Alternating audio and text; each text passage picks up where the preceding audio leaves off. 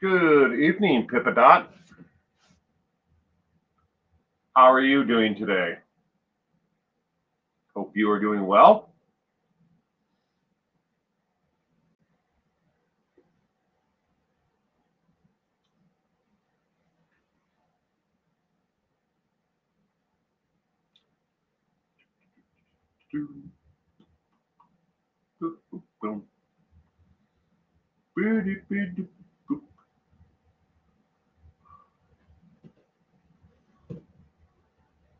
I'm feeling better, Pippadot.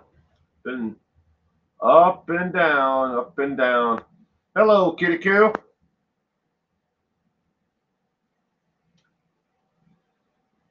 I hope you had a wonderful weekend, Kitty Coo. Thank you for joining us tonight. What is your profile picture now? Rebecca, good evening. Welcome to tonight's trivia, Rebecca. And Sal, glad you're feeling better. I am. It's been an up and down. I'm taking it day by day right now. I don't know where I'm going to be feeling it in tomorrow. It whatever this crud is that I got, it still isn't gone.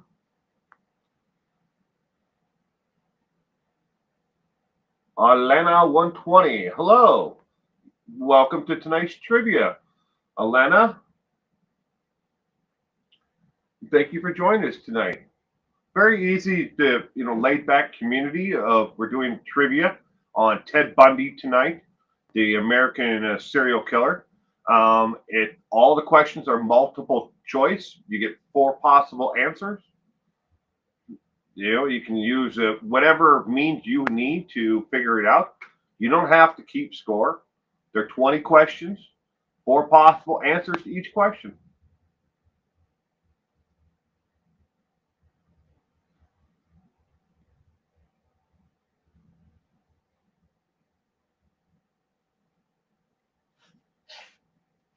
If you're new here, thank you for joining us. Yeah, I'm gonna give it a couple of minutes, waiting for everybody to pop in here. Usually getting you get some later stragglers who come in right around the 5 minute mark. But all the questions tonight, the 20 questions about Ted Bundy, are all like a mashup questions from other past trivia nights. Some of them are new. Some of them, it's been like a year, 2 years since the questions were on a trivia night, but majority of them are should be pretty easy to figure out. Susan, good evening. Hey, there is really bad illness about.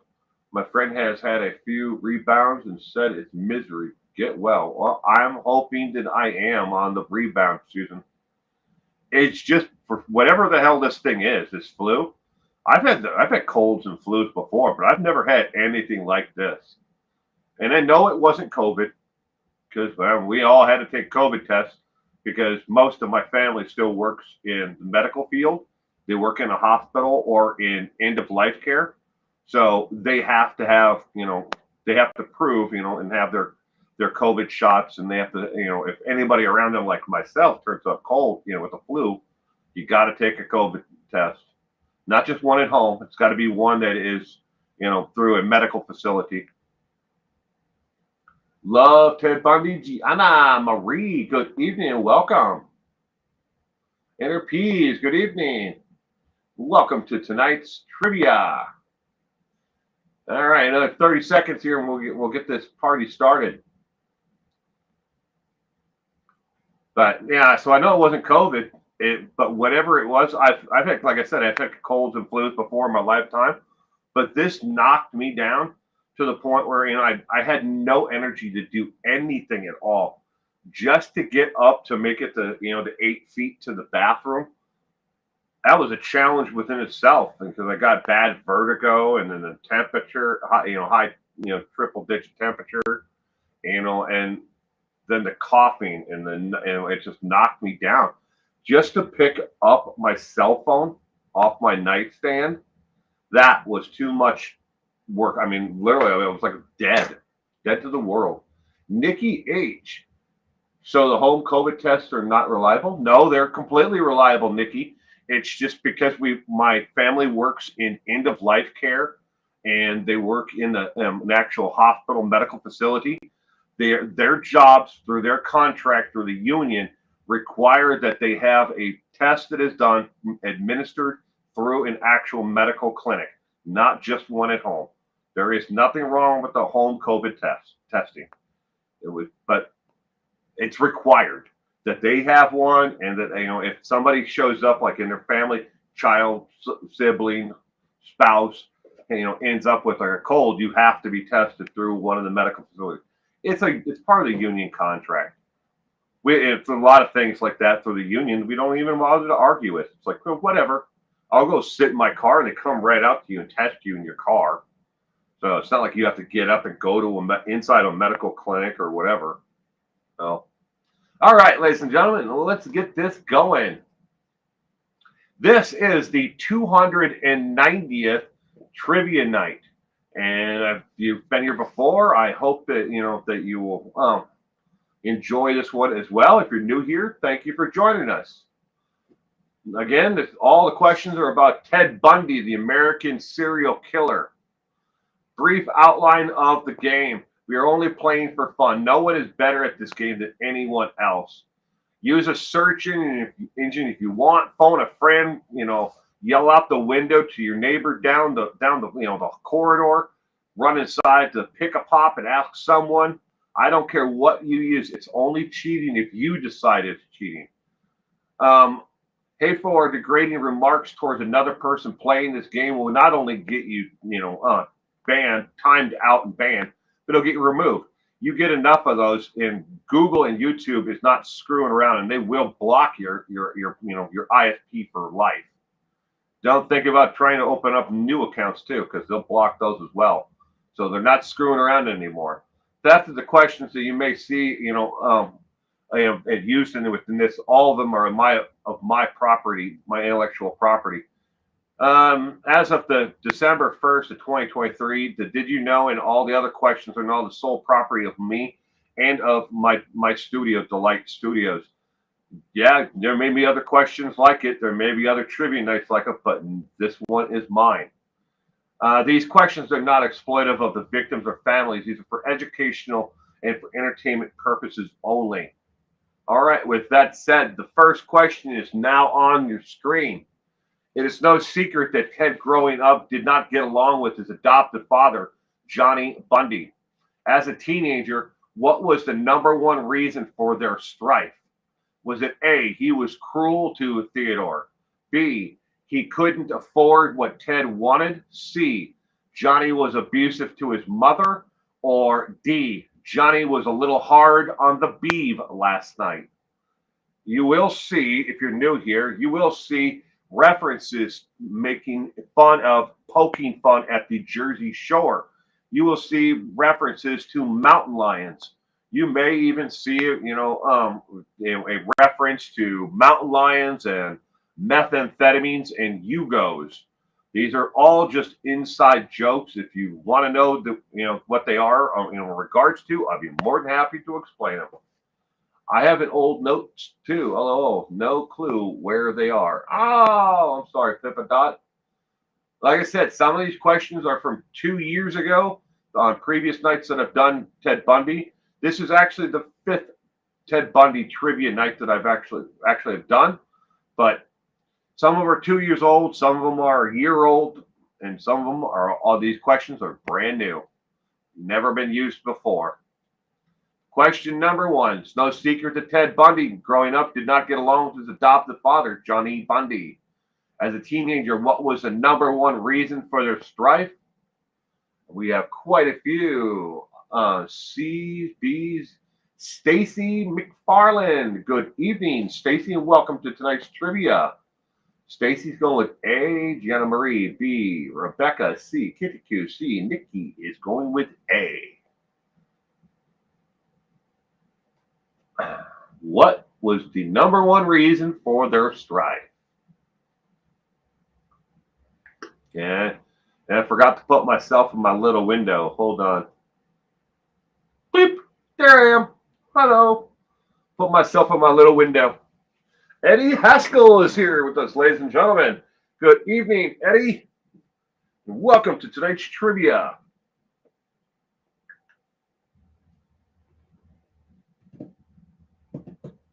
Question number 1. The correct answer is B as in boy. Johnny Bundy, his adoptive father, could not afford the finer things in life that Ted Bundy wanted. Ted wanted to keep up with the Joneses and other children, kids, teenagers at his school and in his social circle who had the finer things. They were able to take, exotic vacations and travel, and they had the finer things. They had the nicer clothes. They had the whatever it might have been. But Johnny, did the best he could and provided for, for him and for the rest of his siblings and everybody in the household. He took care of them well. It just wasn't up to Ted Bundy's actual standards, I guess you could say. So that was a number one strife. The reason for strife between the two of them is it didn't matter how good of a life that Ted Bundy had. It was never going to be enough because Johnny couldn't afford it. All right, question number 2. Oh, well, that's 3. Theodore was born with a learning problem that affected him until his late teens. Some say he had it even as an adult when stressed. Was it A birthmark on his forehead, B, a limp of his left leg, C, a speech impediment, or D, a seizure disorder? Theodore was born with a learning problem that affected him until his late teens. Some say he had it even as an adult when stressed. Which one is this? Ted the Showman. Sal's, Kitty Q, Stacy, Susan, Nikki, and Gianna Marie are all going with C. C, C, C, C, C, C, C, C, C, C, C, and C. C, C, C, C, C. Alana going with C as well. C seems to be a very popular option.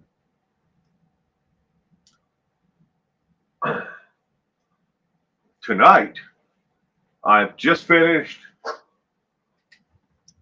Liquid Death, Armless Palmer, and now Liquid Death.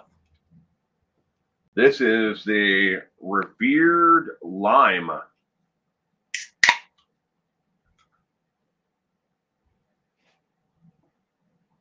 Oh boy, that's got a punch of lime to it. All right, question number 2. The correct answer is C as in cat. A speech impediment. Whenever Ted got excited or stressed out, the speech impediment and stutter came back a lot. Even in interviews, if you listen to him and watch some of the interviews of him when he starts to get overworked and he's speaking very fast and rapid, and like just off the top of his head, you can hear the speech impediment and the stutter that starts to creep back into his conversations. But C as in cat, speech impediment. All right. Question number 3. As a teenager between the ages of 13 and 19, Theodore was what his friend Sandy Holt described as a loner. How did Theodore describe himself? Was it A, extremely angry, B, a daydreamer, C, a twisted evil teenager, or D, a winner? As a teenager between the ages of 13 and 19, Theodore was what his friend Sandy Holt described as a loner. How did Theodore describe himself?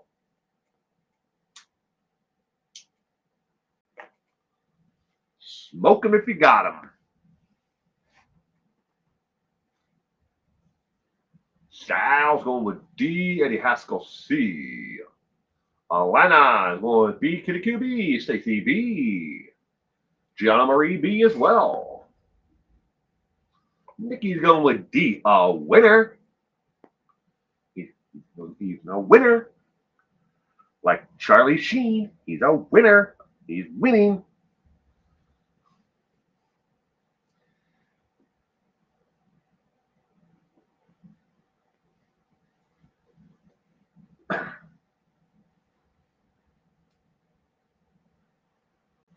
As a teenager between the ages of 13 and 19, his friend, Sandy Holt, called him a loner. Well, I guess that 13 and 19, that's a pretty awkward, time in any teenager's life. You don't know. I mean, I remember vaguely what it was like being that age, but described him as a loner. How did Ted Bundy describe himself? Question number 3.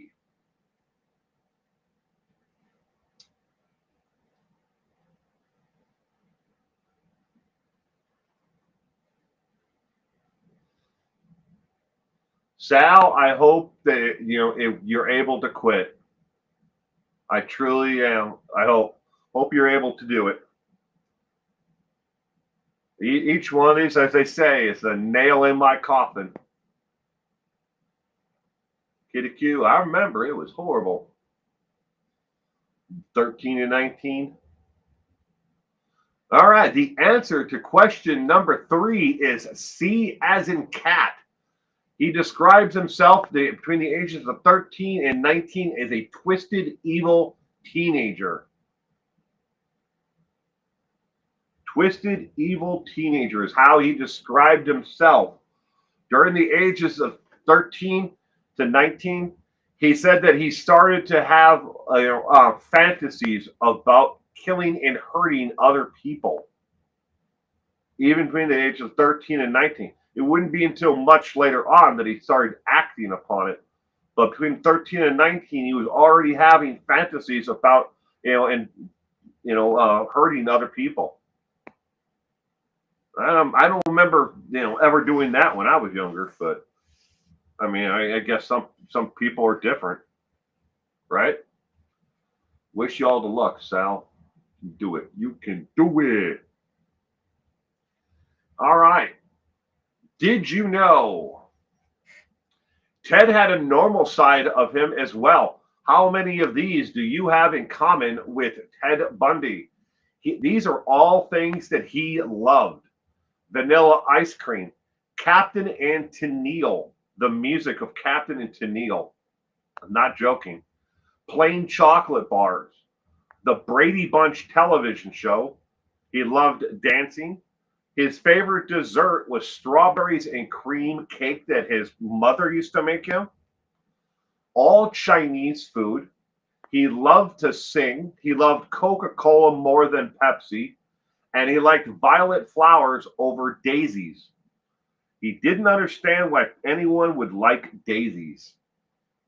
When I was a teenager, I thought about money and boys, LOL, right? Some people, that's all they think about still to this day, Nikki. that's pretty common. Captain and Tennille, the whore, right? Lemon Pie is in the house. Good evening, Lemon Pie. And welcome to tonight's trivia. All right. Question number 4. When it was pointed out to Ted that almost all of his victims looked like his ex-girlfriend, what was Ted Bundy's response? Was it A, he denied knowing it or seeing it? B, he laughed it off? C, he sat silent and stared at them? Or D, he sat up straight and said, yes?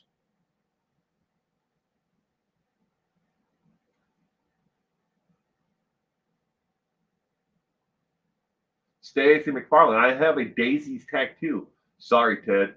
We can't be friends. Daisy's tattoo. Oh, that's cool. I've got several tattoos, up and down both my arms. My left arm is almost a complete sleeve.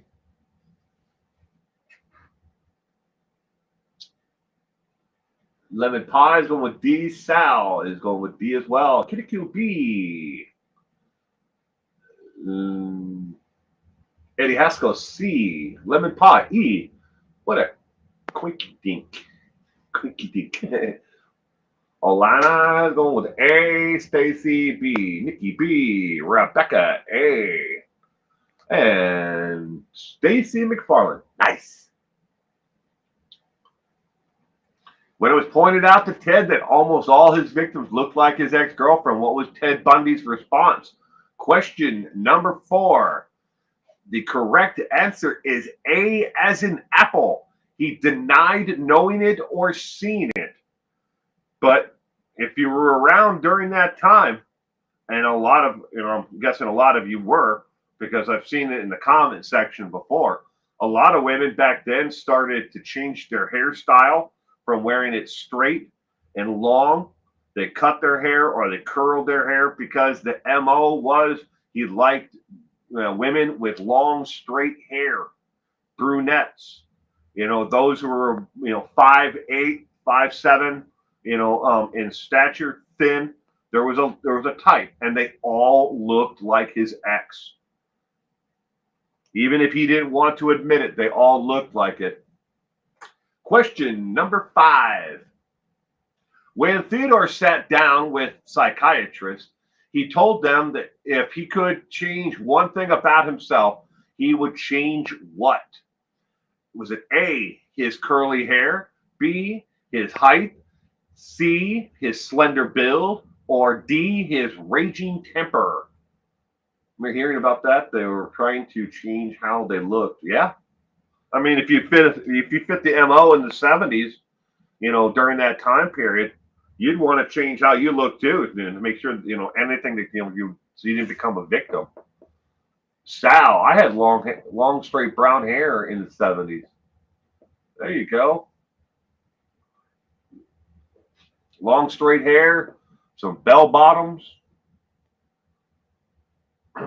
8-track player playing in the car. Simpler times. I don't know. D. Eddie Haskell's going with A. Alana D. Stacy D. Gianna Marie. Nikki are going with B. Rebecca's going with C. When Theodore sat down with the psychiatrist, he told them that if he could change one thing about himself, what would he change? His love handles. What would he change about himself? Question number 5. The correct answer to question 5 is D as in dog, his raging temper. He said that the one thing about him that he could never get past was his temper. And the little things in life would set him off. Either disappointment, anger, it could be anything. But he would go from 0 to 100 immediately, and there was no in between. And he could not figure out how to stop his rage. And when he got mad, he got really mad, and he got really mad really quickly. And you lived in Seattle and Oregon? Ugh. Oh, boy, Sal. You're lucky. Just don't forget, ladies and gentlemen, Debbie Harry, the lead singer of the band Blondie. She almost became a victim of Ted Bundy. He actually picked her up at a bus stop and was going to give her a ride because it was raining, and she decided, he looked okay, of an individual. She got into his Volkswagen Super Beetle, and not too far down the road from that, she started to get a creepy feeling about Ted Bundy. Didn't know who he was at the time. He seemed like he was a well-dressed individual, and and she didn't want to stand out in the rain.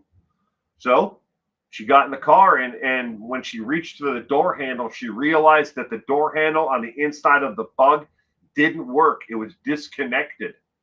So the window just happened to be down just enough that she could get her arm out the window and push the button on the door to get out of the car. And when he turned, it forced her to roll her out of the car. And then she realized right then and there just how close she came to becoming a victim of Ted Bundy. Debbie Harry. You can find the interviews of her talking about it on YouTube. But people think, I never would have fallen for the ruse of Ted Bundy. But even if someone is smart and in the music industry, you think Debbie Harry at that point in her career would have been jaded enough that she would have known that there are some creepy individuals out there. But she thought that Ted Bundy wasn't creepy, and she got in the car with him. All right, question 6. It has never been determined who is the true biological father of Theodore Caldwell, but who is listed as his biological father on his birth certificate? Who is listed? Is it A, Jack Worthington, B, Lloyd Marshall, C, Bryson Connor, or D, Samuel Caldwell? Who is listed as the biological father of Ted Bundy on his birth certificate? Linda, good evening, Linda. Welcome to tonight's trivia. I hope you had a wonderful weekend. Thank you for joining us tonight. Question number 6. Who is listed as the biological father of Ted Bundy?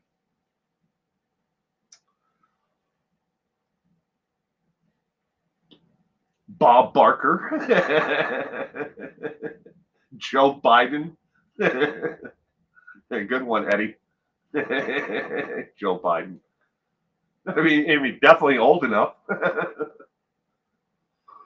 Excuse me. Eddie Haskell going with A. Alana B. What did it say? I went by. Scroll back. Maury Povich. Maury Povich. You are not the father.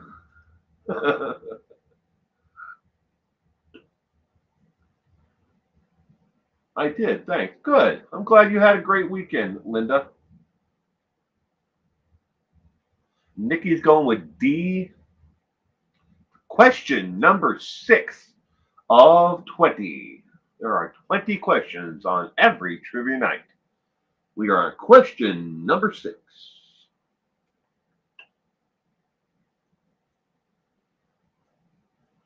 Who is listed as the biological father of Theodore Caldwell? And in case you're wondering who's Theodore Caldwell? That is Ted Bundy's birth name is Theodore Caldwell. But who was his biological father?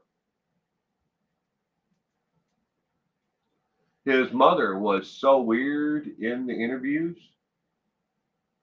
I don't think I've watched any interviews with Ted Bundy's mother. I'm sure they're out there though. Just about everybody after Teddy got zapped in the electric chair, started coming out of the woodwork, and people wanted to talk about how they got away with when they worked with him, and they had run-ins with him and how he creeped them out. If he creeped out so many people, why the hell did they allow him to be around? All right, question number 6. The correct answer is B as in boy, Lloyd Marshall. Lloyd Marshall is listed as the biological father on Ted Bundy's birth certificate. Question number 6, Lloyd Marshall. Yes, she is definitely in denial. She was old school, though, but yes, odd. All right. Did you know? Ted Bundy himself said before his execution, if there was one serial killer out there, if he was out there as a serial killer hunting, he would most likely wouldn't have gotten away with more than maybe 4 or 5 murders before he would have been caught. He then laughed and added, okay, maybe 7 or 8, because he knew how to move around the country. I needed my notes, says Kitty Coo. But before his execution, he said that he probably would have only gotten away with 4 or 5. Then, kind of laughed and said, all right, maybe 7 or 8. Ted Bundy. All right, question number 7. While Theodore Caldwell lived in the Philadelphia area, he started a fascination with what? Was it A, dead animals, roadkill in particular, B, pornography, C, horror films, or D, kung fu movies on Channel 57?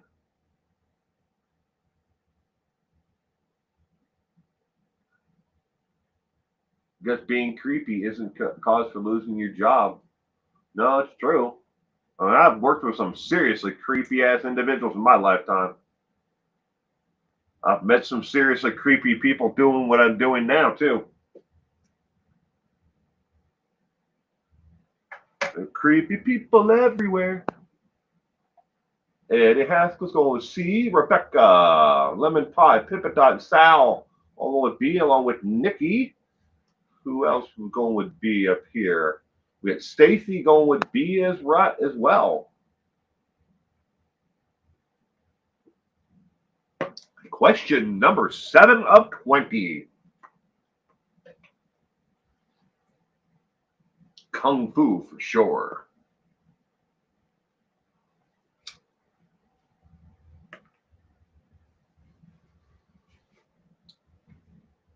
Lana is going with B. Gianna Marie is going with B as well. E. Pineapple on pizza.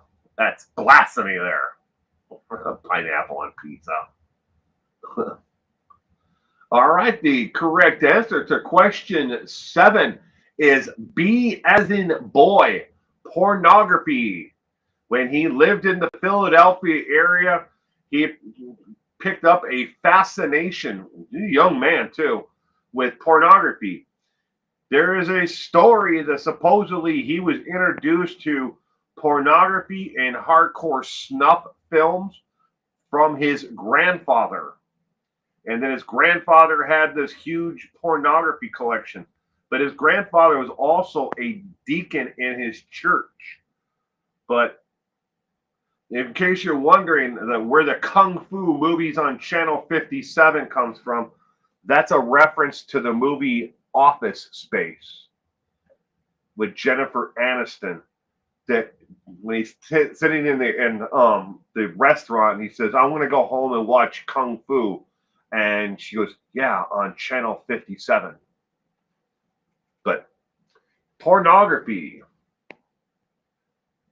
I'm the one that liked pineapple on pizza. Sal is no, if that's what you like. Escaping in a Yugo with his pet mountain lion, says Kitty Q. All right. Question number 8. Which behavior from below did Theodore learn from his grandfather that he spoke to Anne Rule, that is Anne Rule as in the author, Anne Rule, about in great length? Was it A, always be a man of your word, B, always be on time for work, or C, never quit before you give it all, or D, help others especially when they are down? Which behavior from below did Theodore learn from his grandfather that he spoke to Anne Rule? In case you're wondering, Ted Bundy worked at the Seattle Suicide Hotline along with Anne Rule, the crime author. And that is the one and none other than Anne Rule, the crime writer. He worked side by side. She was in cubicle B and he was in cubicle C at the suicide hotline.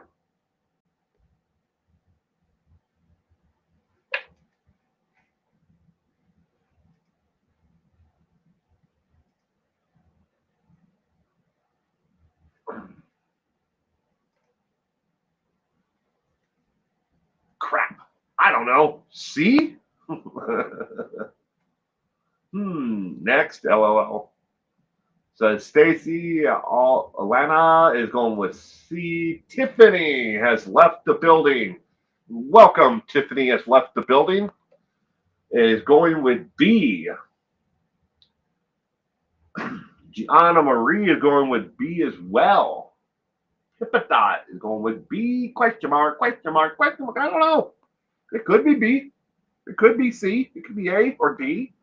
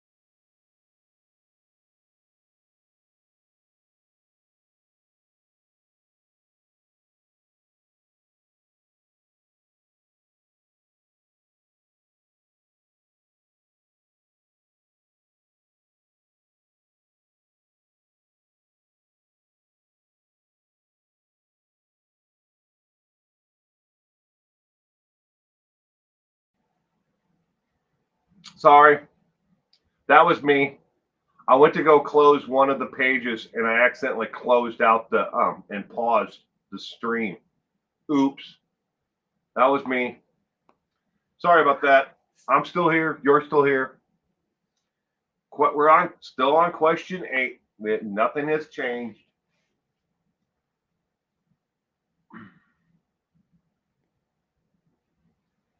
Thumbs up. Can't see it. I'm in my little window. Hard to see. All right, question 8. Which behavior from below did Theodore learn from his grandfather? The correct answer is D as in dog. Help others, especially when they are down. Help others, especially when they are down. Hence the reason why he worked at the suicide hotline with Ann Rule. Always help those who are down on the luck. Next, question 9. Theodore had an angry side of him. He once got so upset with his aunt. He did what to her when she overslept and made him late? Was it A, he stabbed her 8 times, B, he pushed her down a flight of stairs, C, he hit her with a car on purpose, or D, he got her arrested on false charges? Somehow that got a little lost on him. Good evening, Purple. How are you doing, sweetheart? I hope you are doing well and hope your hubby is doing better. Thank you for joining us tonight. Theodore had an angry side to him. He once got so upset with his aunt, he did what to her when she overslept and made him late? Kitty Q, Lemon Pie, and Sal are all going with B. I think it's B. Nasty Man. Alana is going with B. I don't know. Pippa B as well. Drew a curly mustache on her in black with a black marker. It's funny, Lemon Pie.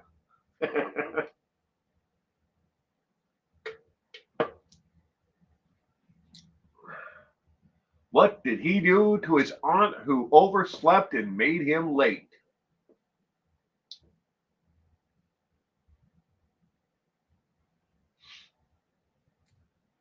Question number 9. Gianna Marie is going with B as well. Push you down a flight of stairs.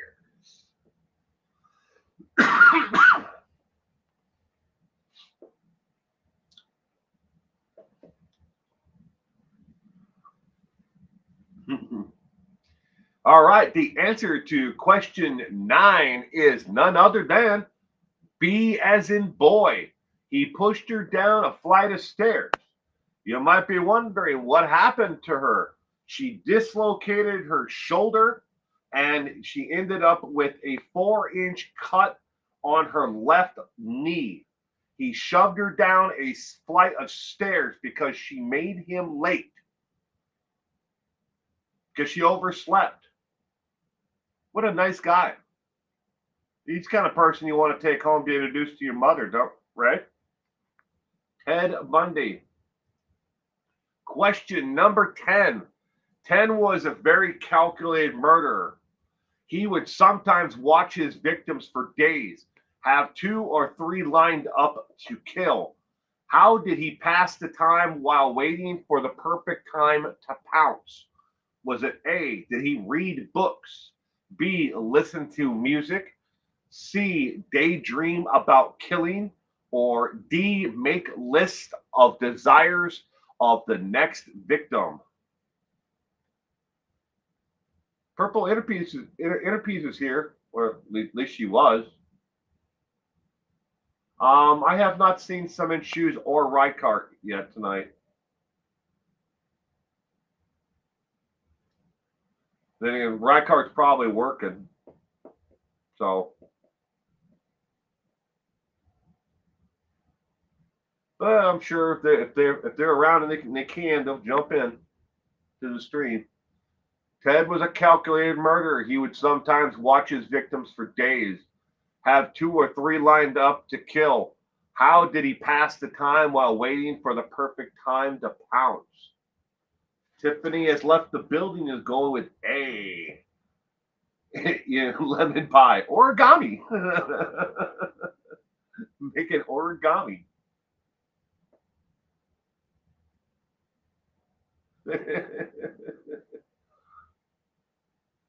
Cement Shoes is napping. He could be. I don't know. Jana Marie's going with A. Nikki is going with C. I don't know.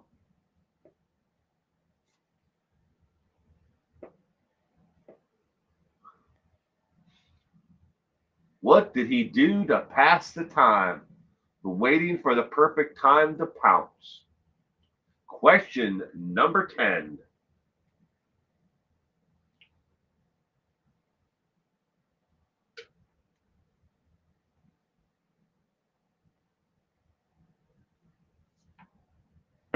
All right, question 10. The correct answer is A as in apple. A as in apple. He read books. He would sit in his car for hours and hours on end and just read and watch people, watch women walking around in areas and seeing where their vulnerabilities were before he would come up with either what ruse he was going to use. Either a fake cast on an arm was one of his popular ruses, that injured individual and he'd be carrying a bunch of books and he needed help to his car. He used all kinds of ruses like that. It wasn't always a cast. Sometimes he would just simply approach a woman, and ask for directions, and if they could help him, find his way. Need my notes. I'm doing not too good. LOL. Well, it happens, Kitty Q. All right, that is the first 10 questions, ladies and gentlemen. As if you're new here, this is the time that we take a 6-minute break before we do the next 10 questions. So take a break, go get something to eat, use the facilities, phone a friend, do whatever you need to do. You do you for the next 6 minutes. Pippadot, I'm failing today. Kitty Coo, I'm learning.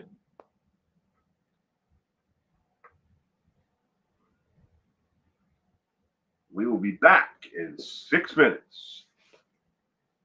And now for another station commercial break. Boop, boop.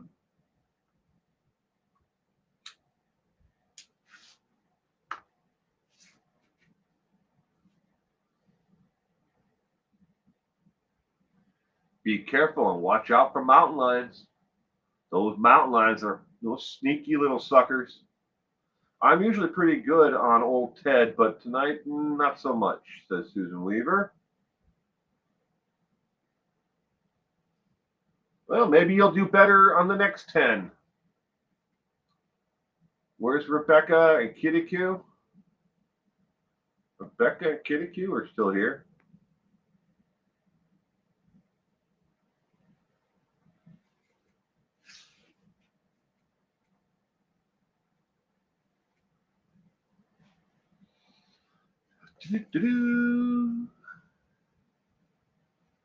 I'm here. It's a good thing I'm here. Because without me, I mean, how are we going to do this?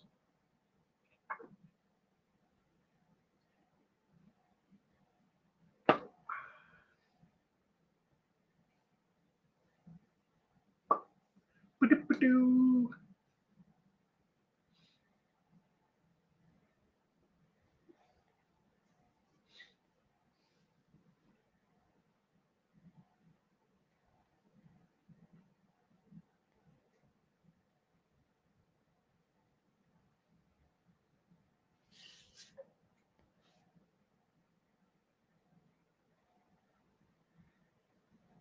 4 minutes left. I'm so glad we get to have you doing this, Will. Thank you. Well, you're welcome, Susan. I'm here. Got distracted for a second, says Rebecca. Off topic. Have you done a show about Scott Peterson since the Innocence Project is picking him up? Or should I say the LA Project? Stacy, I have not. Well, I covered it briefly on the Saturday morning. Saturday mornings, I do a live stream where I cover. It's like a crime recap show. It's called Coffee Brew. It's Saturday mornings, every Saturday morning. But and I briefly covered the Innocence Project, and he now has, I believe, 3 new attorneys that have been assigned to him through the Innocence Project.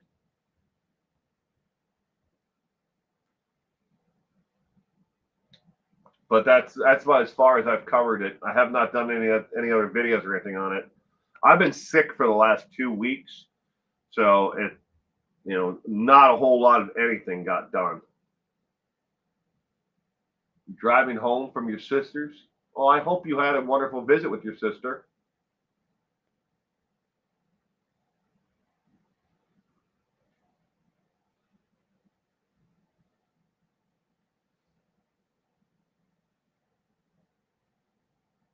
As good as we can. I need to get the brakes fixed on the van. Oh, you get the brakes. You got to get the brakes fixed. Don't mess around when it comes to the safety equipment on a vehicle.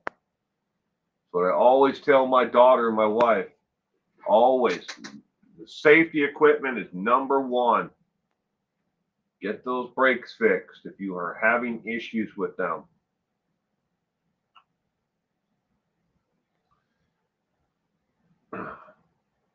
Less than 2 minutes left of our break.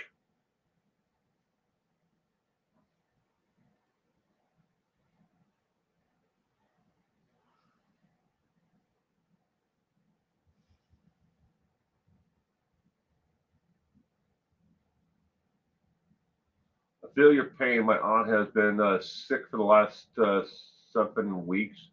She's been to the doctor 3 times, and it's just a lingering cold. I've never had a cold or a flu like this, Stacy. It is the most bizarre thing that I've ever experienced. Like health wise, it hit me, and what I got wasn't even. It didn't. What my wife and my son and my daughter and everybody else got wasn't anything like what I got. Maybe it's just my health in general and how it hit me.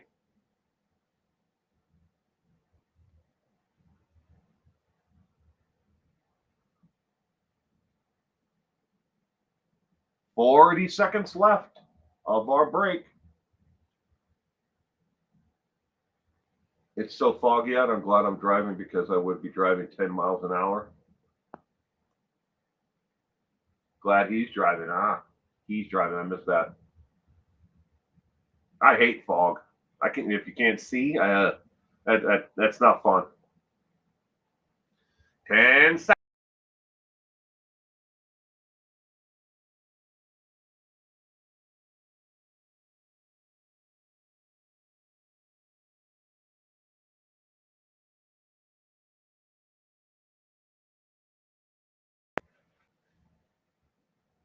All right. Question number 11. And thank you, Mel. I hope you had a wonderful week. Thank you for stopping in. I'm up and down. I'm getting better, and I'm hoping I'm on the up curve. Question 11. Did did Theodore lack ambition, or was he lacking in something completely different? Was it a pet mountain lion, B, self control, C, self esteem, or D, education? Apparently, been recently hospitalized 3 times with pneumonia, hypoxia, and my iron deficient anemia. Now I'm going for iron infusions, etc. I hope you feel better. Oh, thank you. Meep, Meep is here, ladies and gentlemen. Meep, good evening. Welcome to tonight's trivia. We are on question 11 of 20 on Ted Bundy. Can't mention I'm not saying anything about bad about the shot. I personally got them, but my aunt did too. She caught COVID 3 times. You know, the COVID shots don't stop you from getting COVID. They just lessen the symptomology of the actual COVID itself. That's where a lot of people are, get wrong about the COVID shots. It doesn't stop you from ever being able to get it. Trust me, my family have all had every single shot and booster. They have to. I would think that everybody would want them to, especially since they work in the end of life care and they work in the medical field where they're working around people who are immune compromised, and if they were to catch the COVID from someone, it could be devastating, or really it could be deadly.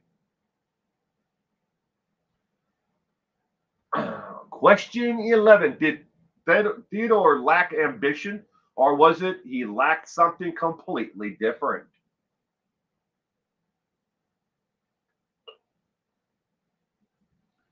Lemon pie. We're going with B. Stacy. B. Gianna Marie. C. I had COVID too and was miserable. Yeah, I had COVID once, and it was nothing. What I went through with COVID the first time around, when it first came, it started hitting the U.S. a couple of years back. That was nothing like what this cold that I have now. I had. And good evening, Kathy Parker, and welcome to tonight's trivia. Anonymous as well. Welcome to tonight's trivia. We're on question number 11 of 20. Did Theodore lack ambition, or was it he was lacking something completely different? Was it A, pet mountain lion, B, self-control, C, self-esteem, or D, education? Kitty Q, I put B at B.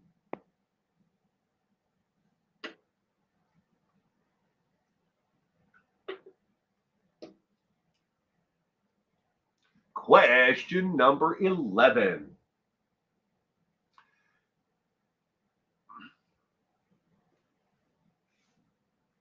All right, question 11. The correct answer is C as in cat. I have not had COVID, but I'm not wanting it either. Well, that's a good thing, Susan. You just stay away from the old COVID, the big C. There was a time, though, I'll tell you, quickly, a side note, that YouTube was actually, banning, and shadow banning, people who were actually talking about it. You talk about the fact checkers on, Facebook. YouTube was horrible at one point. But question 11, the correct answer is C, as in cat, self-esteem. Throughout his entire life, Ted never felt like he was enough, that he, could equal up to everyone else in any aspect of his life. His self-esteem, even his friend Sandy Holt said that he was a loner, but he had very low self-esteem. He thought very little of himself. All right. Did you know once had that Ted Bundy once had a ski run at Mount Baker named after him? It was called the Bundy Run and was an expert level trail. Ted Bundy once had a ski run at Mount Baker named after him called the Bundy Run. It is no longer there as in the run itself. It has been closed since 1989. But there was a run there that was called the Bundy Run, and it was an expert level trail. Did you know that about Ted Bundy? Question 12. Theodore was a master at being whoever you wanted him to be, having the past that you wanted him to have. Which one from below was he officially? Was it a sociopathic personality, B, a narcissistic personality, C, a schizophrenic personality, or D, a psychopathic personality? Run, Bundy, run. Bundy loved to ski. Growing up in high school, he went on ski trips with the school any chance he could, and he forged and made illegal ski lift tickets because he could not afford the lift tickets themselves. He figured out how to make them at home before he went. All of his ski equipment, since his stepfather, well, adoptive father couldn't afford him all the ski equipment and things that he wanted. Bundy stole it out of the garages of his neighbors and other kids in the neighborhood. Needed new skis? Just go steal them from someone. Need a new jacket or poles or whatever it might have been? Go steal it. And then make illegal lift tickets so he could go along with all the other kids on the school, skiing trip. All but C, maybe, says Meep. Sal's going with all the above. E, a daytime talk show personality.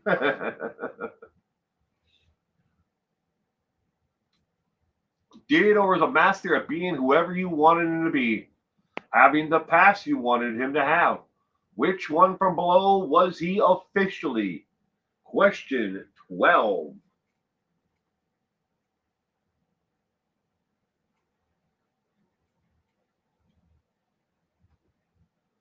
Purple going with B. Meep. I have to agree again.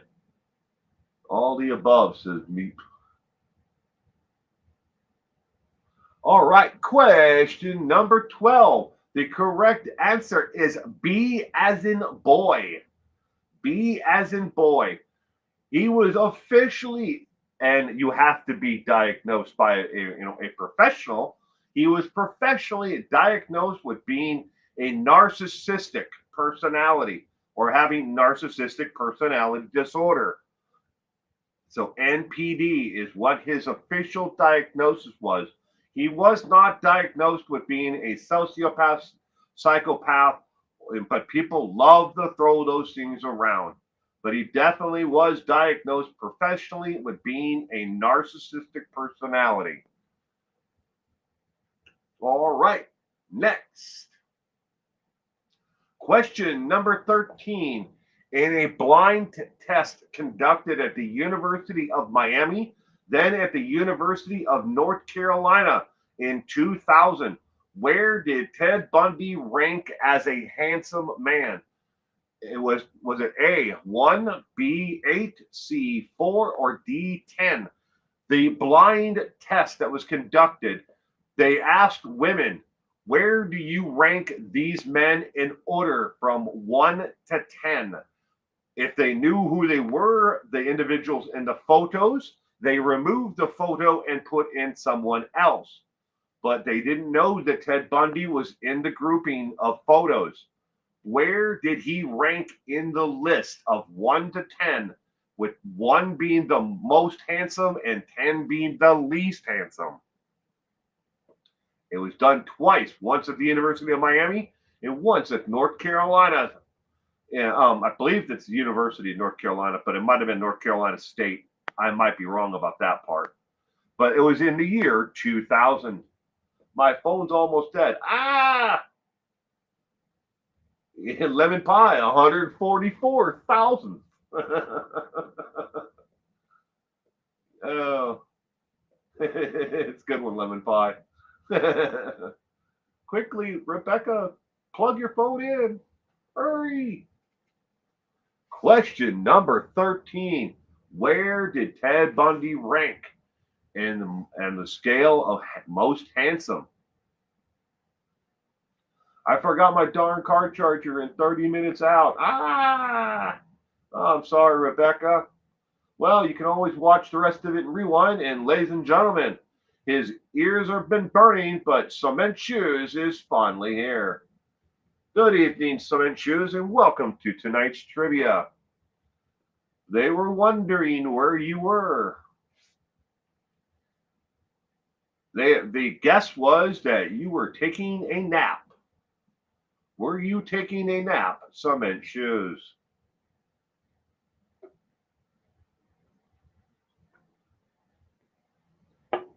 Call to grandma duty.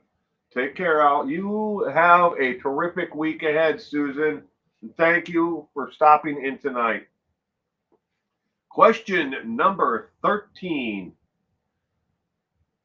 In a blind test conducted at the University of Miami and the University of North Carolina in 2000, where did Ted Bundy rank as a handsome man? Question number 13. The correct answer is C as in cat. He was ranked number 4. Don't ask me who the other 10 individuals, 9 individuals were. I do not know. New medication for arthritis knocks me out. Oh boy. Well, I hope it's working on the arthritis though.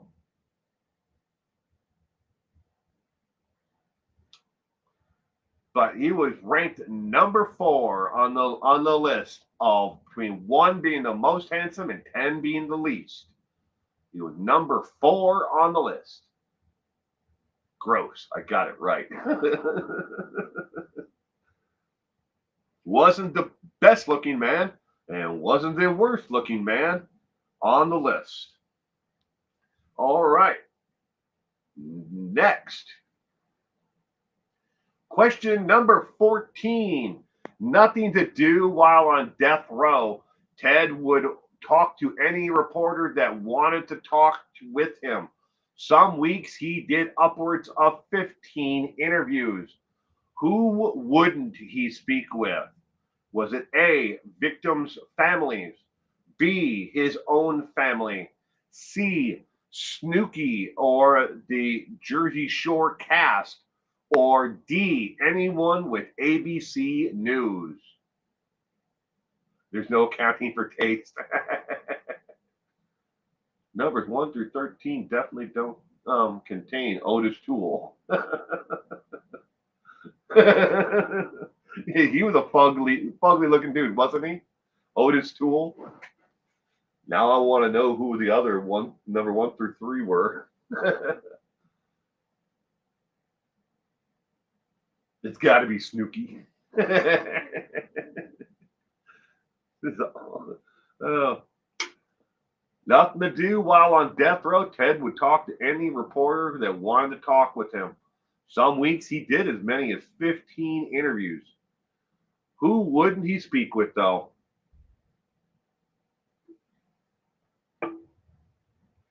Question number 14.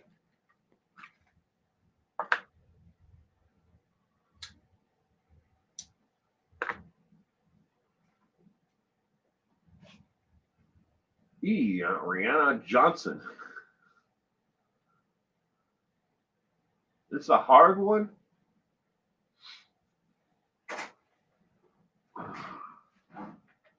Meep is going with A. Purple. A as well. Chad through the porthole.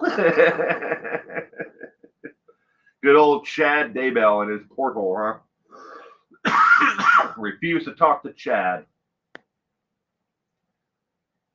While on death row. And he talked to anybody.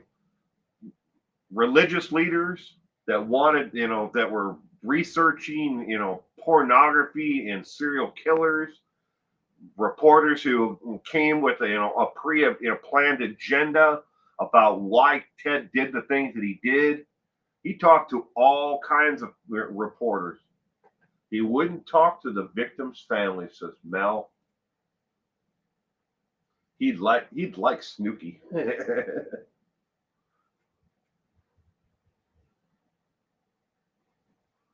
But would he talk to the situation? The situation from Jersey Shore. Question number 14.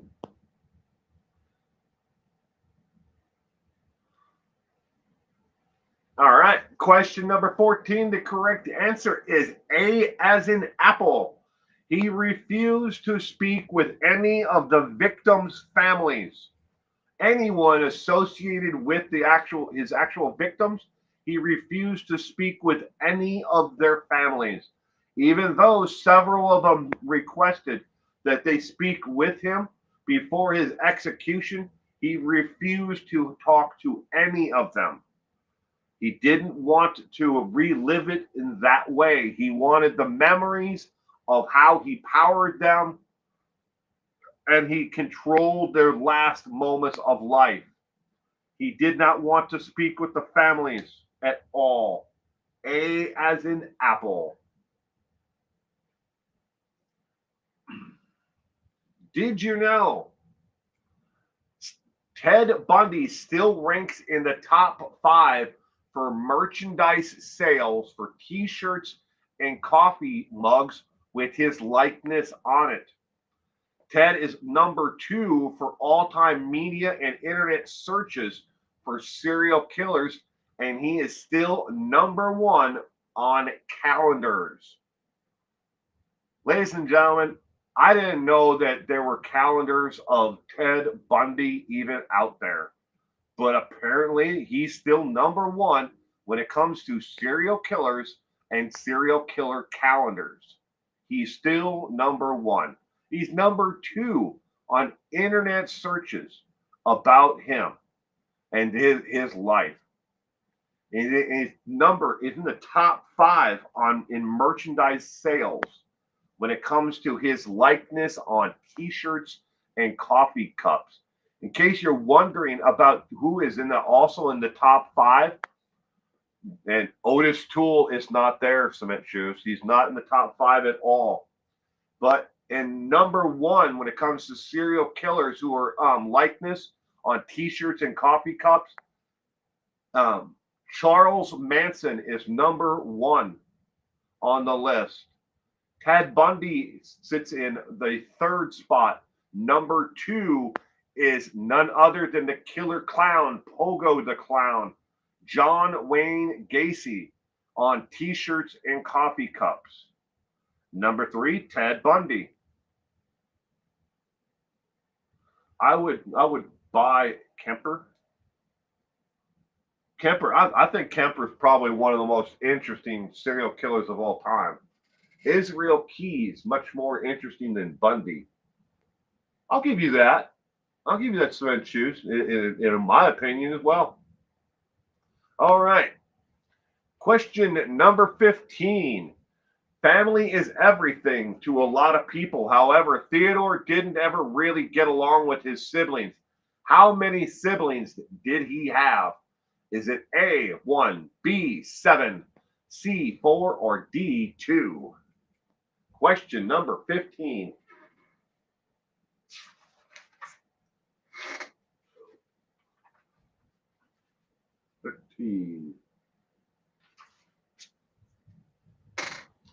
Question number 15, the Boston Strangler, Lucy Moody. Good evening, Lucy. The Boston Strangler is an interesting one. Depends on who you consider the original Boston Strangler. There have been two men that have been considered the Boston Strangler in lifetime, though. He had a brother, says Lucy.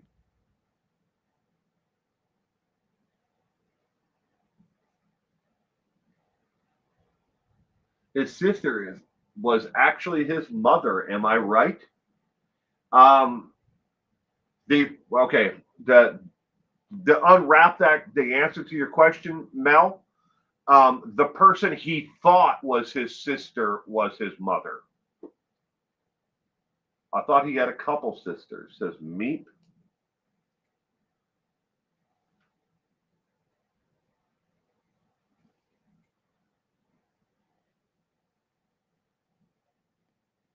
Already have a serial killer calendar book, but not a yearly calendar. I have a lovely serial killer calendar. Serial killer calendar. This day in killer history. And I will read today's, the 4th of February at the end. Meep is going with A. Purple's going with C. Some were half siblings, says Sal, and you are correct, Sal.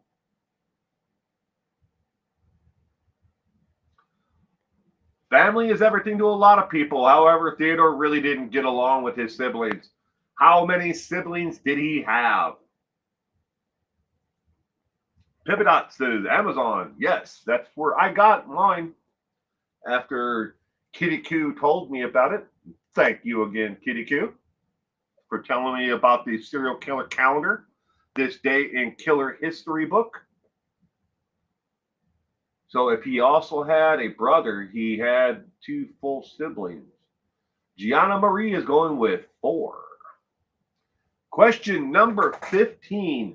The correct answer is C as in cat. He had 4 siblings he was raised and lived with until he moved out of the home at the age of 18. He had 4 siblings. Were they all full siblings? No. Johnny came into the marriage with 2 siblings. So 2 of them would be half siblings.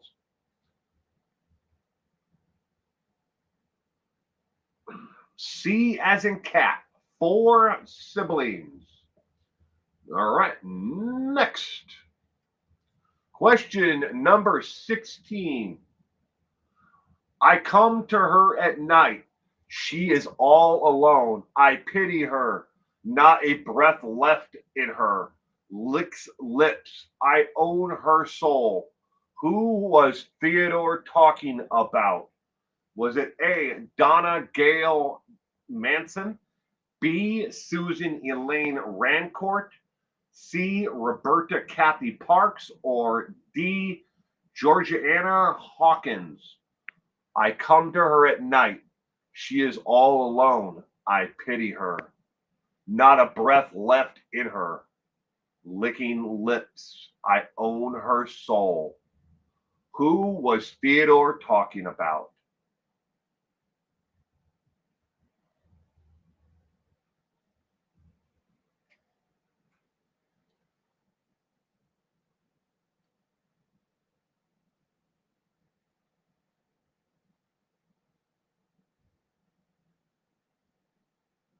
Or half siblings rounded up or down. Yeah, it's funny, lemon pie. If you get enough half siblings, do they make a full sibling? Reichardt, just joining in, just finished driving. I had to drive today. I hope you all better. Well, good evening, Reichardt, and welcome to tonight's trivia. I figured you were probably out there working. I hope that wherever you are tonight is not in the state of South Dakota. He was talking about Lori Cox Daybell. Ah.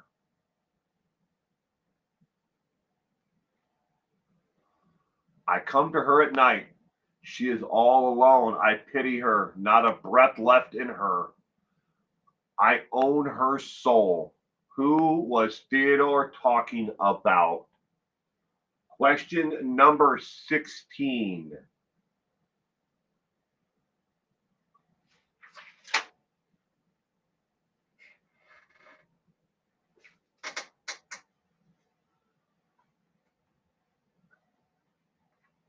Alana is C, I'm guessing.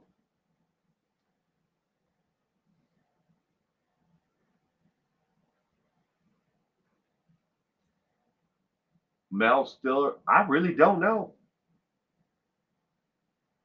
Oh, you're in Pennsylvania. Well, it's better than being in the Dakotas. The one place that Reichardt never wants to go again is the Dakotas. His last one. His last one was Kimberly Leach. All right. The answer to question number 16 is D as in dog. Georgiana Hawkins. Of all the victims of Ted Bundy, he came back to visit Georgiana Hawkins several times. And every time he came back, he brushed her hair, reapplied her makeup, and did whatever he wanted with her over and over again until her body became so putrid he did not want to visit her again. And then he moved on. And this wasn't the only victim that Ted Bundy went back to over and over again. We're not counting those that he decapitated and kept their heads in his apartment, underneath his bed, or in the closet inside of a bowling bag. Yes, Ted Bundy decapitated his victims too. So when you were looking at Ted Bundy, don't forget the evil side besides the killings. A sicko, correct, Pippadot. The Dakotas are a white hellhole during the winter months. And a place that Reichardt certainly doesn't ever want to be, ever again. In a white hellhole of the Dakotas. All right, moving on. Next one. Did you know Theodore Bundy often liked to talk to law enforcement and mix in dreams he had for actual facts and crimes he committed? During one of his interviews in particular, when they were asking him and talking to him about his actual crimes and the victims that they knew he had killed, he started to fantasize and talk about dreams that he had about killing certain women. But they were just dreams. But he talked about them and they took notes just like that he was talking about real victims because it was hard to tell. And even when questioned about it, are you talking about a real victim or is this a dream that you had or a fantasy? He would just smile and say, that's for you to figure out. But he loved to talk about his dreams with law enforcement, and just kind of like, and not say that it was a dream, about watching this victim and how he stalked her and how he caught her and he got her, in her most vulnerable position. A real winner. All right, next question 17 of 20. Besides the victims Theodore would eventually behead, only one victim was beaten after being strangled to death. Who was it? Was it A, Brenda Carroll Ball, B, Roberta Parks, C, Nancy Wilcox, or D, Melissa Ann Smith? One and only one victim was strangled to death, and then in his rage, he beat her afterwards, after she was dead. Who was it?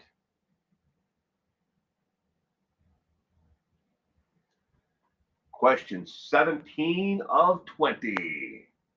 Lucy Moody is guessing B.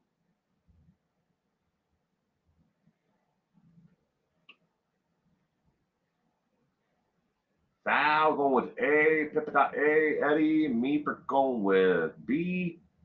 Kitty Q is going with A. Question mark, question mark, question mark. Based on all of this, he could have been diagnosed solely as a narcissist. It makes no sense. No, Mel, the reason why he wasn't diagnosed with the others was not because he wasn't a sociopath or a psychopath. It takes a clinician to actually make the actual definition and diagnosis of that. And they have, in order to have a diagnosis of that, you have to visit the patient, in this case, Ted Bundy. The clinician has to visit them multiple times and ask questions each and every time. They can't do it over the phone. They have to do it in person. When the clinician was there to and actually diagnosed him with narcissism, it was because that was what they were there to determine. Was he being a narcissist in his actual um, confessions and what he was saying about things to the police? They were looking for that. They weren't looking to diagnose him as a sociopath or a psychopath. And they would clinician would have to go multiple times in order to make that determination. But the internet loves to throw around, oh, that person's a psychopath, that person's a sociopath, because it makes society feel better as a whole. If we can label someone as a sociopath or a psychopath or a narcissist or whatever, it might be, that person's just crazy. But there's a lot of work when it comes to actually diagnosing someone professionally.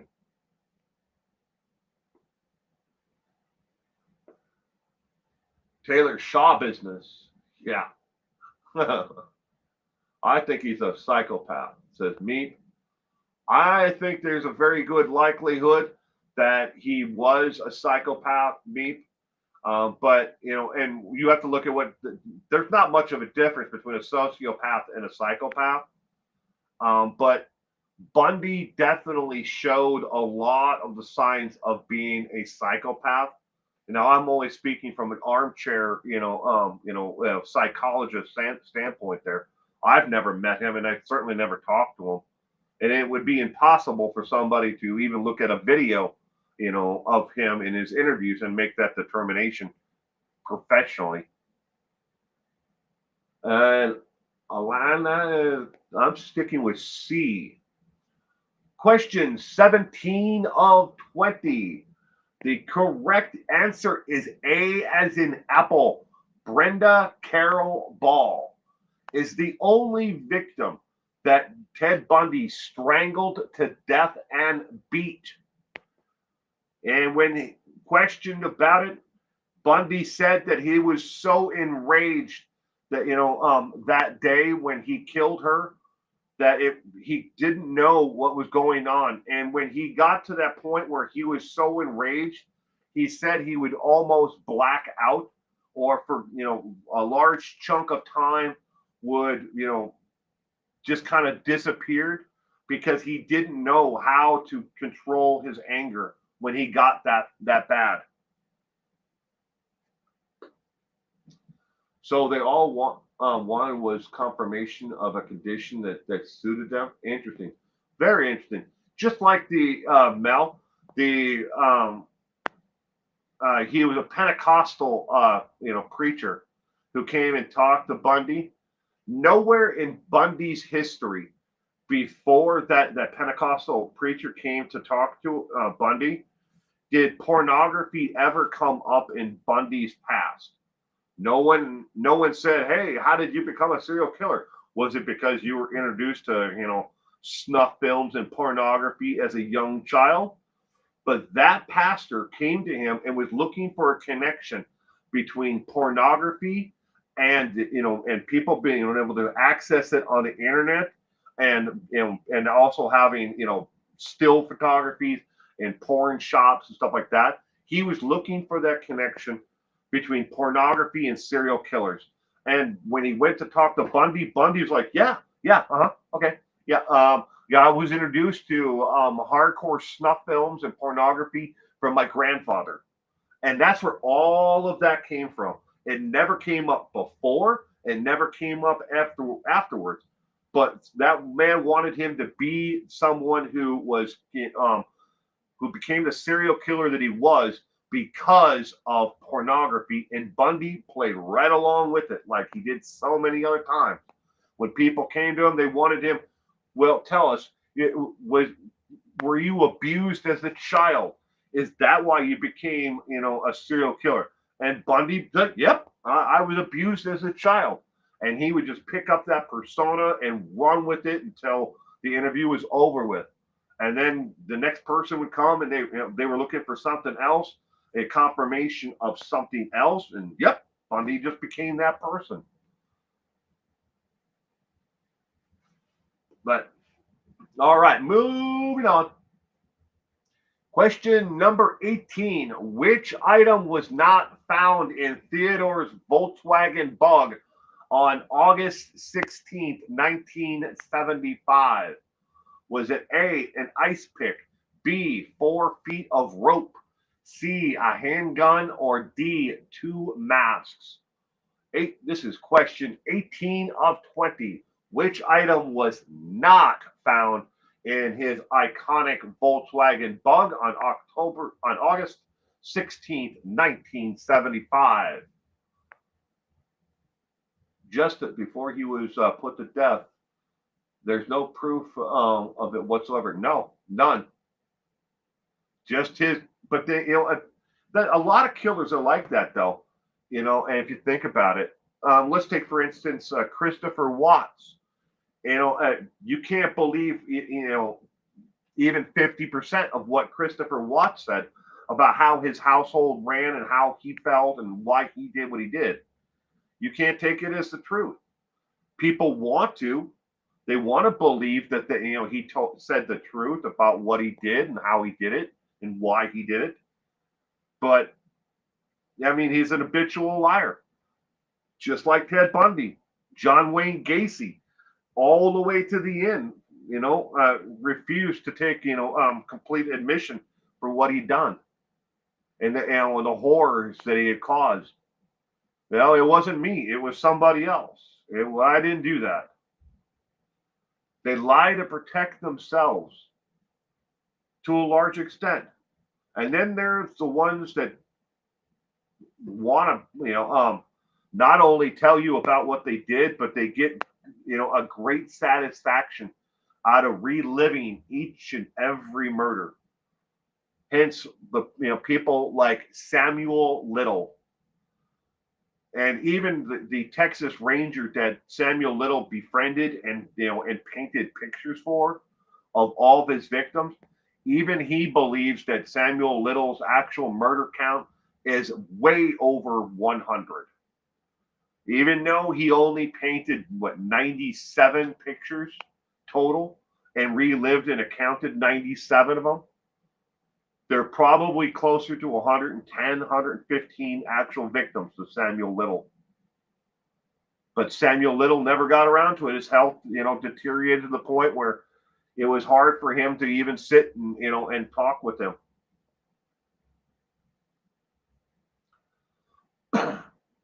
What item was not found in Ted Bundy's Volkswagen Bug on August 16th, 1975? The correct answer is C as in cat. There was no handgun. There was an ice pick and rope and 2 ski masks, along with other items in his car, but there was no handgun.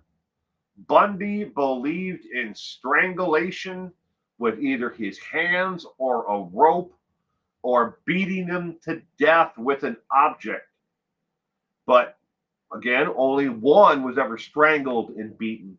The rest were either beaten or strangled, but never the two. And he never shot anyone. The devil made them do it.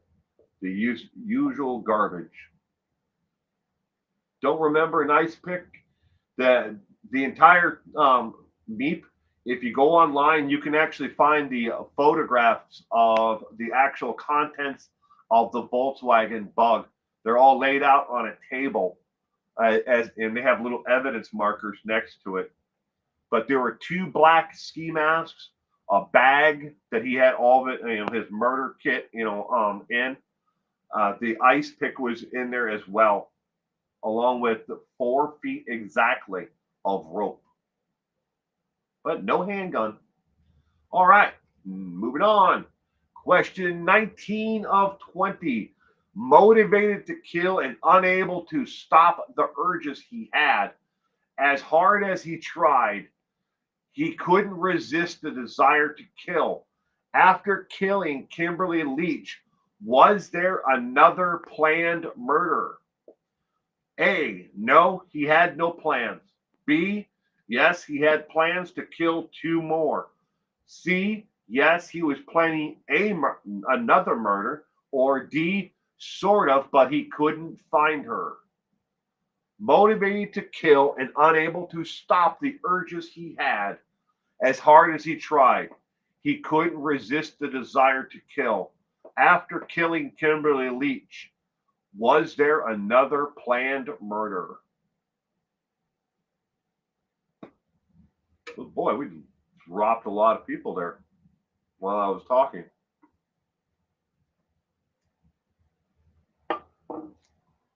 Question 19 of 20.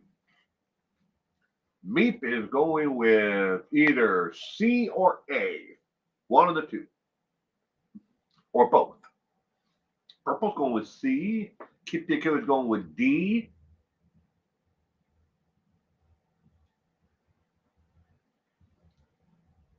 Was there another planned murder after Kimberly Leach?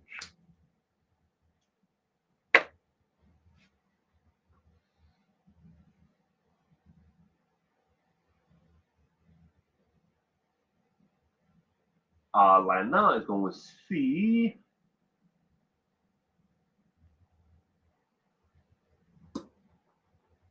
Motivated to kill, unable to stop the urges he had. As hard as he tried, he couldn't resist the desire to kill. After killing Kimberly Leach, was there another planned murder?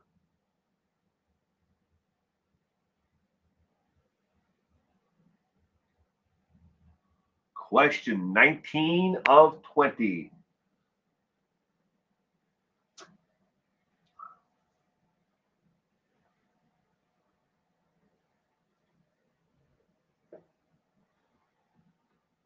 '19 of 20. And the correct answer to question number 19 is C as in cat. Yes, there was another planned murder.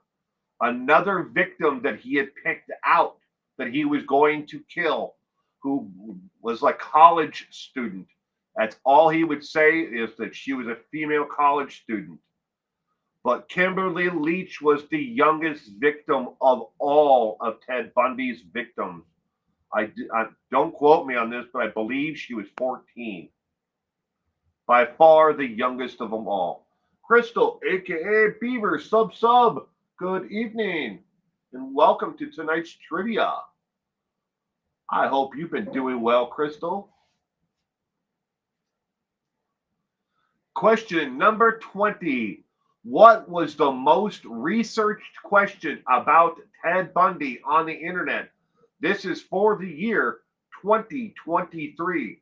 What is the most researched question about Ted Bundy on the internet? Was it A, unknown victims? B, was Ted Bundy gay? C, is Ted Bundy alive? Or D, where is Ted Bundy today? Well, thank you, Crystal. I appreciate it. And I am feeling better. He wouldn't talk about her. What is the most researched question about Ted Bundy on the internet in 2023?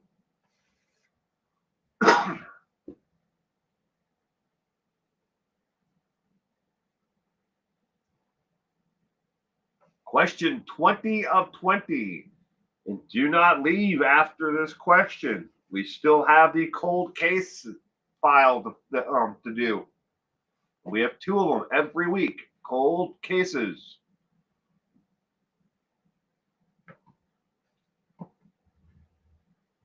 Meep is going with B.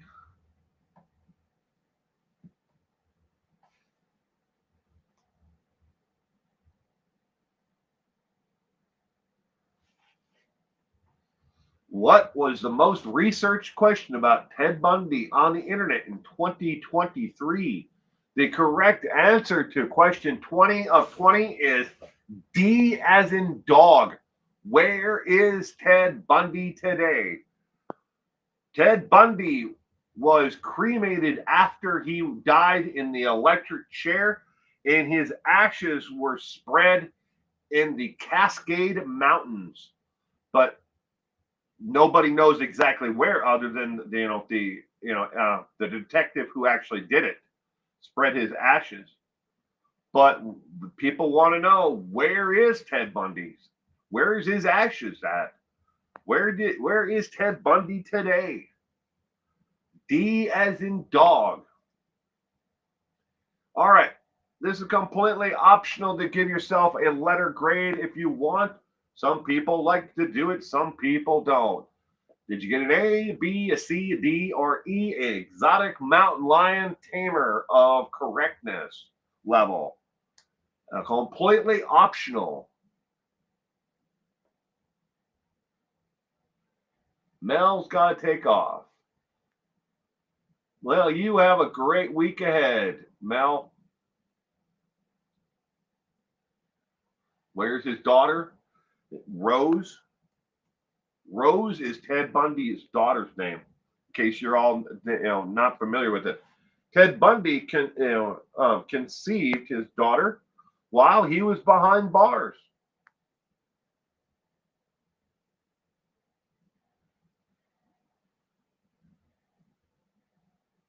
Give you a bonus question if you want one. What vehicle was Ted Bundy driving when he killed Kimberly Leach, his last victim? And no, it was not a Volkswagen Bug.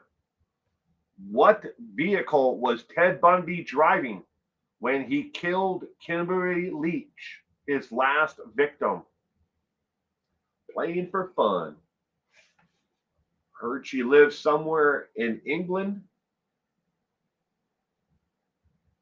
What vehicle was Ted Bundy driving when he killed his last victim, Kimberly Leach?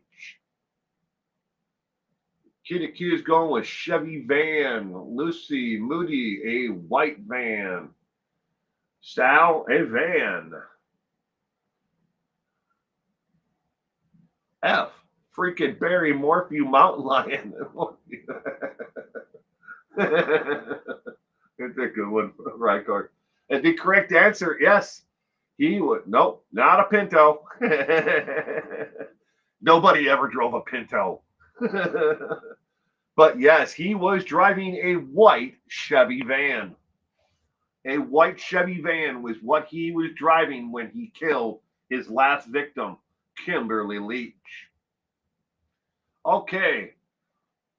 Cold case file number 1 is Irma Linda Alvarado has been missing since 4/10 of 2019 from Merced, California.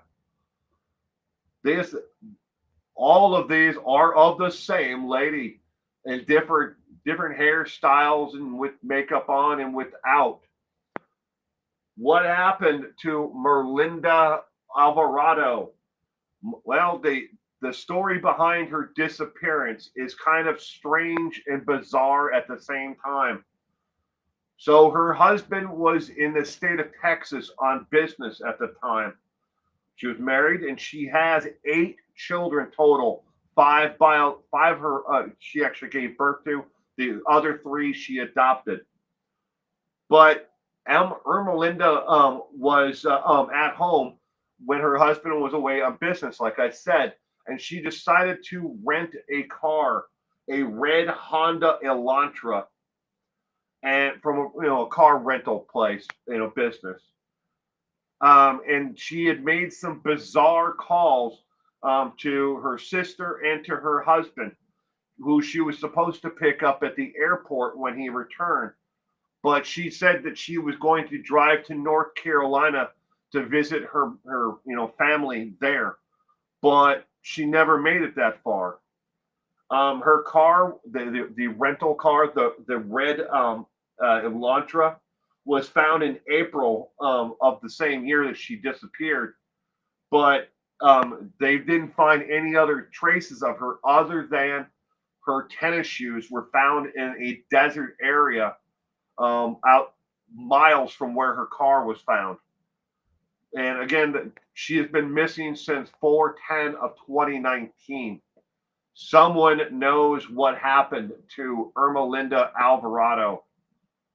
Her family has all been cleared of any involvement in her disappearance. All of their whereabouts has been very well documented. If you know anything about what happened to Ermelinda Alvarado, there's a tip line number on the screen. Next is Anthony Ross Allen. The very first photo is what he looked like in 1978 when he disappeared from Fort Smith, Arkansas. The last one is what he would look like as an age, progressed to, he would be now, that was for as of 2018, but he would be in his late 50s today. What happened to Anthony Ross Allen? Originally, he was listed as a runaway in 1978 when he disappeared. But it was common for Anthony Ross Allen to disappear for long periods of time. He wasn't a runaway. He told his parents that he was moving back home to, he was moving in with friends, and then, he was kicked out of there along with his friends, and then they moved into another house with another man who was known to take in runaways and drifters. But the middle picture is another age enhanced photo of what he looked like in the mid 80s with a different hairstyle. And the last one on the right is what he would look like in his 50s. But he'd be closer, almost 60 years age now, if not 60. But he has been missing since 1978. Now, it's important to note that there have been 2 people who have, since 1978, have said that they were Anthony Ross Allen, and one lived in outside of the United States in Belize, and that man was determined later on that not to be Anthony Ross Allen. That person ended up dying of, I believe it was colon cancer, but they did a genealogy test on his known children there in Belize, and it turns out that he was not Anthony Ross Allen. The other man was who said that he was Anthony Ross Allen was a con man from Canada, from the Quebec area, who said that he was Anthony Ross Allen. Again, that was just a con man who was trying to, play on the sympathy of, those out there. Anthony Ross Allen, in his case, has appeared on the Mysteries of the Unexplained and a couple of other TV shows. But he is, they do believe that, until their additional information comes up, they believe that he may be out there and he just does not want to be found. But he was known to be an avid guitar player back in the late 70s when he disappeared. And he may have done that as a career or as a hobby and moved on and just decided to, put back, and all his friends and family and move on to do something else. But again, the photo to the right, all the way to the right, is what he would look like approximately today. Like a truck driver that I saw the other day at a truck stop in Little Rock. They do believe that, Reichardt, that there is a very good possibility that he could have just said, screw it, and decided to move on and, pick a new identity altogether. Every year in America, over 1 million people disappear, either by their own choices or they decide that they just don't want to be, who they are anymore, or they, other things come up, accidents or whatever. But a large majority of that 1 million people who disappear are eventually found. Now that doesn't mean there's a million every single year that are that are gone forever. Some people are found in short order. They just decided to move and and don't want my debt anymore, don't want this girlfriend anymore, whatever. They pick up and move a town over or a state over and just start their lives over.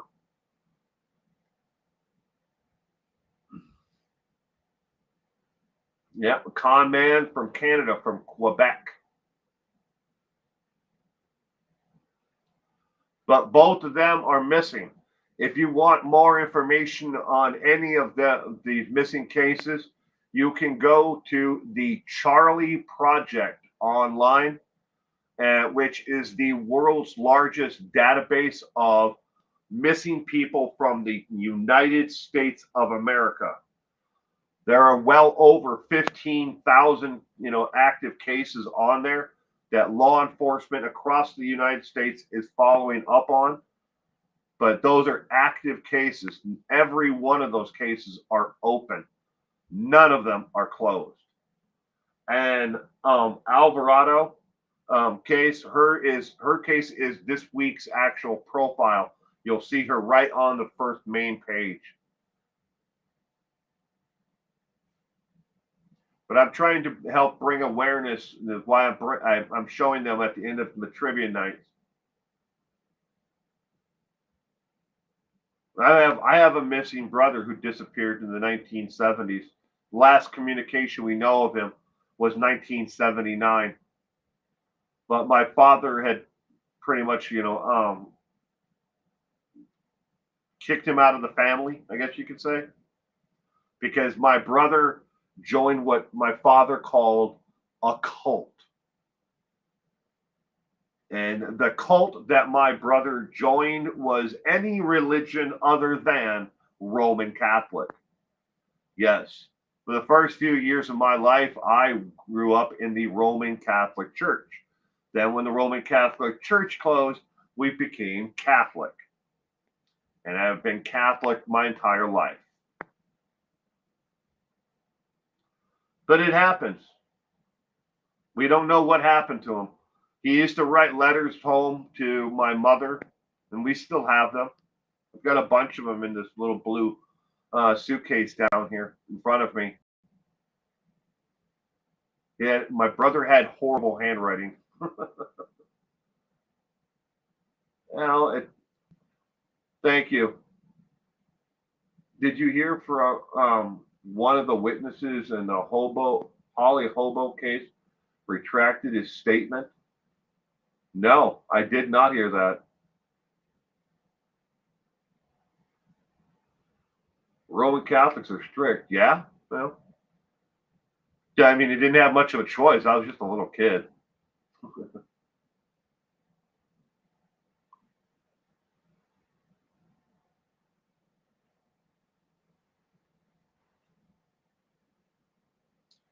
That's how I got into all this. I mean, if you look at it from the timeline of history, me and my sister started rolling, actual Rolodexes with the cards. I still have them. I've got quite a few of them that are sitting in the filing cabinet outside of my studio here. What's the name of the cult? It wasn't a cult, Meep. My father considered any religion other than Roman Catholic or Catholic to be a cult. It didn't matter if it was Baptist. It could have been, any other church. It could have been Lutheran. It could have been anything. He considered every religion other than Roman Catholic, or the Catholic Church. He considered them all to be a cult. So he told my brother to get the hell out of Dodge. In a nutshell, it's the nicest way to say it. I've studied the cults my entire life. I've always been interested in them. I got a whole section of books on cults. Been looking for you. How are you? Better year. My mom died last November. I'm truly sorry to hear about that, Crystal. Truly sorry to hear about your mom, losing your mom.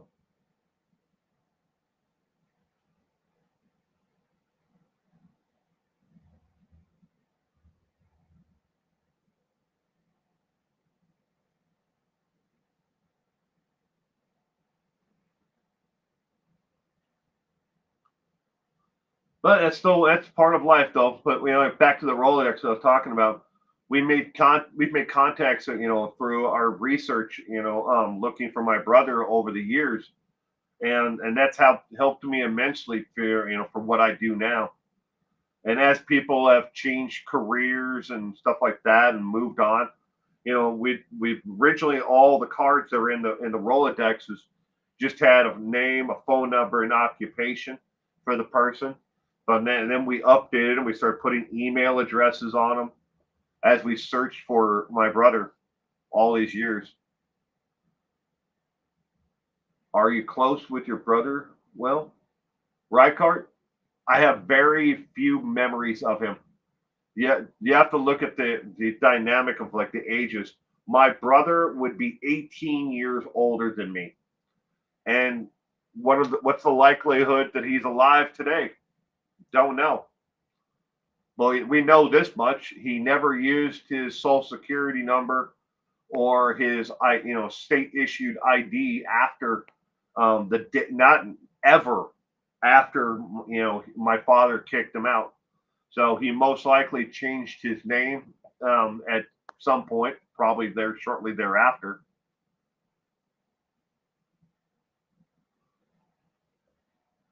Yeah, but we're never going to give up searching for him. But just like again, about the missing case on there. Yeah, it happened in 1978. My brother disappeared in 1979. It doesn't mean that either one of them are dead. It just means that they didn't want to be found. Maybe my brother changed his name and moved to Canada, where he didn't need anything. He assumed another identity. Maybe the same thing happened, in that case. Excuse me, as well. People do it. They do it all the time. It's all right, Cart. One of these days, we'll find the answer. We're never going to give up. Cults and serial killers.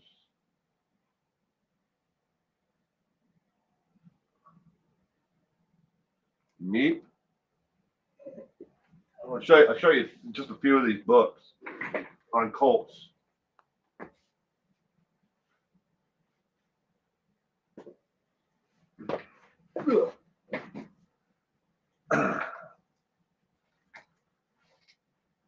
Freemasonry, the invisible cult in our midst.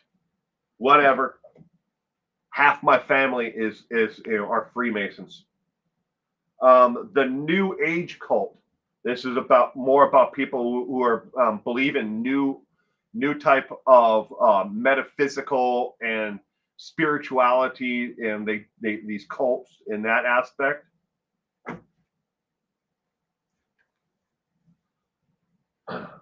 Doomsday cults. Yes, I'm not kidding you, ladies and gentlemen. If you ever are, you ever a library near you, Go to a library and look this book up by John Loveland. Look this book up and read it, because this book itself is almost exactly word for what Chad Daybell and Lori Vallow believed in. It's like they took this book and they said, we're going to base our lives in, the turning of the book of Revelations, the 144,000, like it came right out of this book. And this book was printed in 1983. Nope, sorry, 1981. The world's weirdest cults. From the Uganda Massacre, that's Jim Jones. The secret satanic mass churches and mysterious sects from around the globe. World's weirdest cults. Bob Larson, Satanism, the seduction of Americans' youth. Quite a few, things in there about different, different dark satanic cults. You got to take what Bob Larson says with a grain of salt. The man is, he's a whacking up by himself. The Prince of Darkness, the Antichrist in the New World Order. This is about people who, again, along with the Satanism and the next book, these cults that believe in, and if they worship, Satan enough, they can get Satan to come back to earth, for the new, before, the new coming. 666. It's a good book. This is just some of the ones that are up there. And then Hal Lindsey's book, Satan is Alive and Well on the Planet Earth. Hal Lindsey. The other one is a self-written book, black one. Oh no, not the New World Order, right? When I was a teenager, a man I worked with tried to turn me into a Freemason, but Christianity told me not to trust Masons. You'd be surprised how many people really believe, and I mean, you can believe whatever you want, Reichart, or and everybody else. Over half my family are Freemasons, and yeah, it's strange, but it's just a social organization. There are certain bylaws that they believe, that every person should stand on their own 2 feet, never take, money, from anyone to boost yourself up. They don't believe in welfare programs or social programs like that. They believe that everyone should stand on their own 2 feet, even if you're disabled, physically, mentally, whatever. You should stand on your own 2 feet. That's just basic. Their basic understanding, of how they are. Are they, some weird religious cult? No, but that's what they believe in. I'm not a Freemason myself. I mean, but your dad was a Mason. Nothing wrong with being a Mason. And like my uncles are Freemasons. My dad's brother, so that'd be my uncle, was a Freemason. So I mean, he actually still is. He's still alive.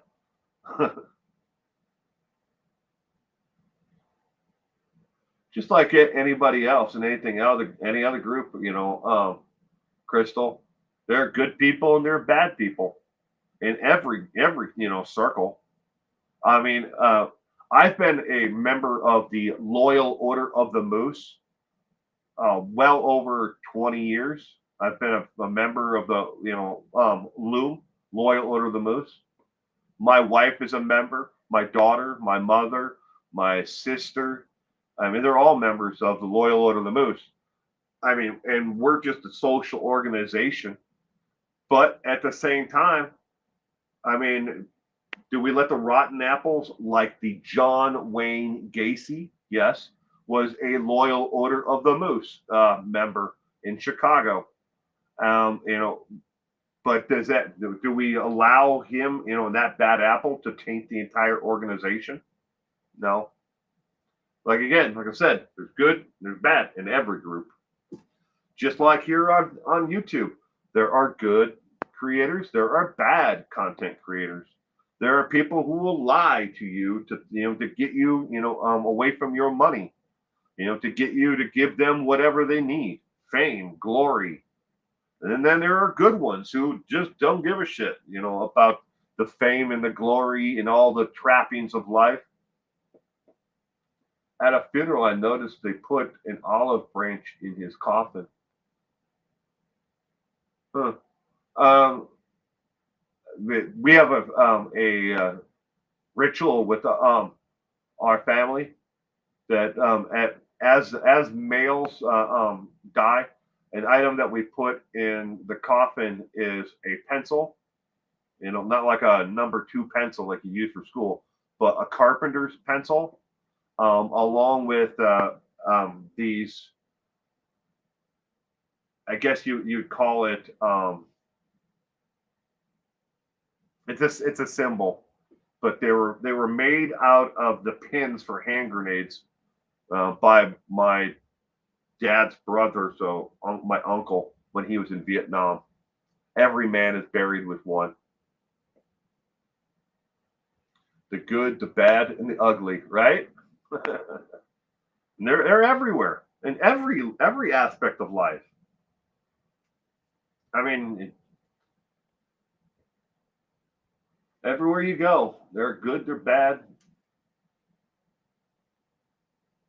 As a teenager, I used to listen to Bob Larson's radio show, and when satanic rockers would call him and speak to him with demon possessed voices, really. Well, Bob Larson, man, he's made some crazy content over the years. And somewhere in a box, I don't know if it's out here, but it might be in the house. I've got a bunch of VHS tapes that are all Bob Larson of like everything from UFO abductions to you name it. And these are not just like your normal. Hey, I got picked up by a UFO and I got anally probed for 5 hours and then they sent me back. They put me back down in my front yard. Not that kind of UFO abduction. These were like people implanted. The aliens put devices in their bodies and weird like next level kind of abduction stuff. Not saying that you can't believe in it or it doesn't happen. I just haven't been abducted by an alien yet. But I think it's it's ridiculous for us to believe that we're the only ones out there.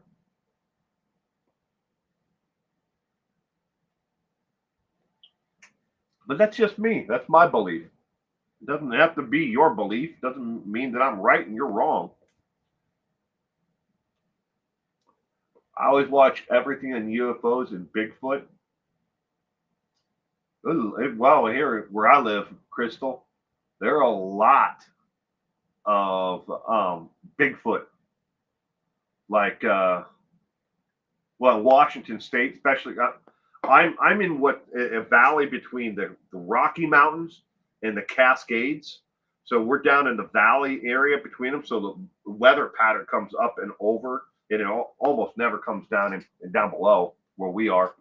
But with the Cascades and the Rockies on each side of us, there are a lot of people who make content about Bigfoot hunting, sightings and stuff like that around me. I think I've read Bob Larson's book. He's written quite a few books, so there's a good chance that you probably have. Anything's possible, Will. Anything is, right? Good night, everyone. Stay safe. Right card. Feel better, Smith. Get better, Will, Kitty Q, me. See you all later. You have a terrific week ahead, Pippadot. And thank you again for hanging out with us tonight. I would love to meet Bigfoot. Bigfoot, the hide and seek world champion. That's what Bigfoot is. Bigfoot is the hide and seek world champion.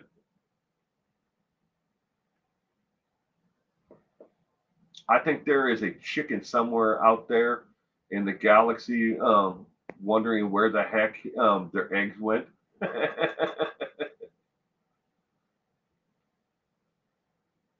Good night, Cement Shoes.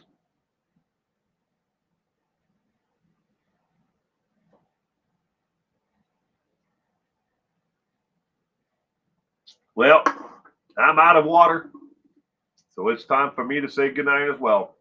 Thank you again, everyone, for tuning in tonight for Trivia Night. I hope that everyone has a terrific week on their way out. If you would give this a thumbs up, if you enjoyed the Trivia Night. If you didn't enjoy it and you thought it was a waste of your time, give it a thumbs down. It's all an interaction to YouTube. But thank you again, everyone, for coming and hanging out. Don't know, what next week's trivia will be like. Like I said, I'm playing it day by day with my health. I'm up and down. This morning I was not feeling into doing this at all. But thankfully for me and for everybody, by this afternoon I was feeling much better. But thank you again, everyone, and you have a terrific week ahead. Bye.